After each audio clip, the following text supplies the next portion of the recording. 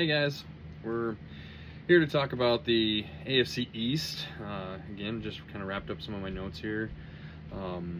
This is kind of one of the easier divisions to break down, in my opinion. I've been kind of shy, if you will, of not wanting to give away kind of what my picks are for the divisions, but this one's pretty clear cut. Buffalo's going to win this division again. Barring any kind of major injury or major setback, the Buffalo Bills are going to win this division, probably going away, really. That's just the way that this division is set up, and it has been for the last few years, been Buffalo's division, and I don't anticipate any major changes. So we're going to start right there. We're going to start with Buffalo, right? They had some pretty key departures, right? They lost Amari Cooper, Mac Hollins, which will certainly hurt their wide receiver room. But anytime you have Josh Allen, you can supply him with enough weapons, and he's a big enough weapon in and of himself that it's going to be just fine. They lost Von Miller, but they bring in Joey Bosa on the defense. And Joey Bosa has plenty of gas left in the tank. Happy to see him not in division of the Chiefs anymore. That's just fine that he can go play with Buffalo, where we see him a little less often. Really, the additions that they had, which was, they had plenty of additions as well. Let me get back to that part of my notes here.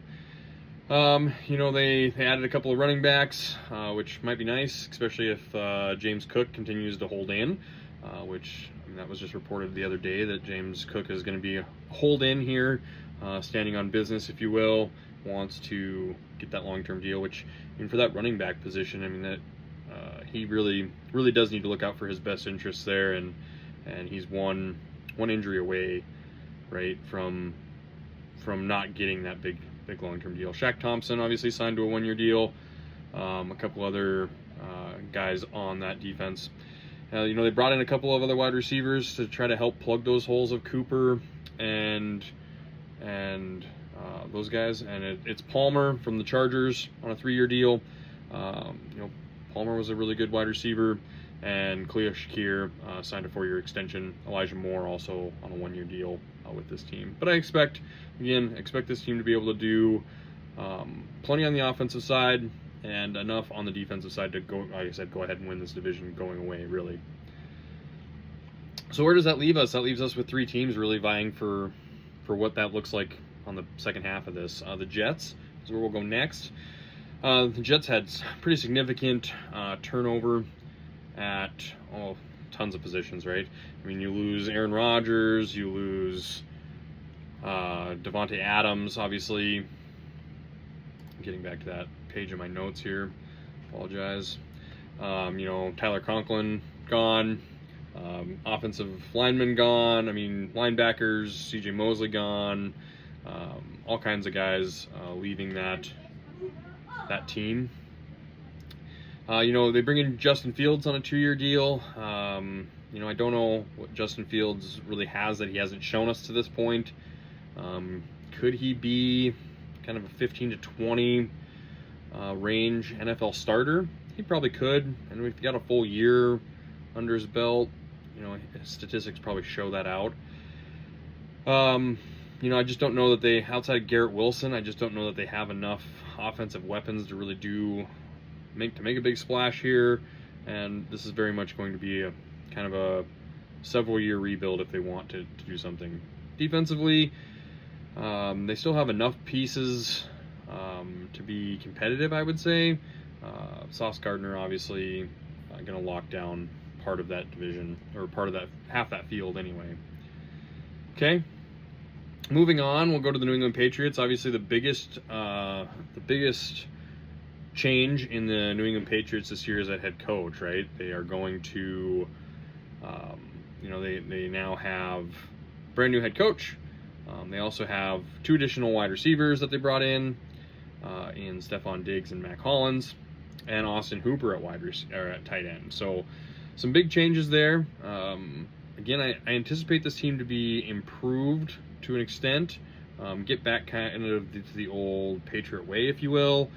They're gonna try to grind out some games here as they bring that young quarterback along. Anticipate the running game to be a high priority. to play solid defense, really. I mean, Mike Vrabel is going to instill defensive philosophy that will play well. Always had good defenses in Tennessee, regardless of what the roster looked like, and I anticipate more of the same there.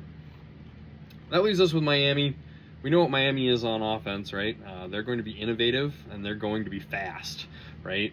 That's historically what they have always been, and a lot of it hinges on Tua's health, right? And it always has hinged on Tua's health. And when he's healthy and they're playing well, they can play solid offensive football, and they can put up points. We've seen that last year, especially in that Denver game when they put up like 70 points, right? Some additions that they had this year: Alexander Madison on a 1-year deal, Darren Waller acquired by trade out of retirement. We'll see what he still has in the tank. I'm not sure. I don't think I see a lot from him, or I don't think we will see a lot from him. Defensively, a couple of key points that they added here. They added Willie Gay Jr., who's a middle linebacker, used to play for the Chiefs, and he's pretty quick. Did really like him in Kansas City. Didn't see a lot of him in Houston last year when he was there. Also, KJ Britt gets signed to a one-year deal as well. So we'll see what those guys can do with the Dolphins this upcoming year. Obviously, the biggest news on defense is Minkah Fitzpatrick, right? In a trade with the Steelers that we talked about last episode, with the swap for Jalen Ramsey and Jonnu Smith. So ultimately here, guys, it really is kind of a one-horse race, in my opinion, outside of any major injuries. I think it's the Buffalo Bills division, and then I think it's really the Dolphins who could be possibly in the mix for a playoff position, and I think New England and the Jets are really still in their rebuilding stages. The Jets, I think, are square one of rebuild here, and I think New England is square 1.5, if you will. I mean, they're on their way with their young quarterback, but obviously anytime you change head coach positions, tend to change as well. So I anticipate New England to be improved, but I don't think either the Jets or the Patriots are playoff teams at this time. So with that, I will let you guys go. Look forward to seeing you guys again tomorrow for NFC East. And I know I have a few fans out there that are very interested in what I'm going to have to say about the Commanders and the Eagles. So we'll see you guys tomorrow. Thanks.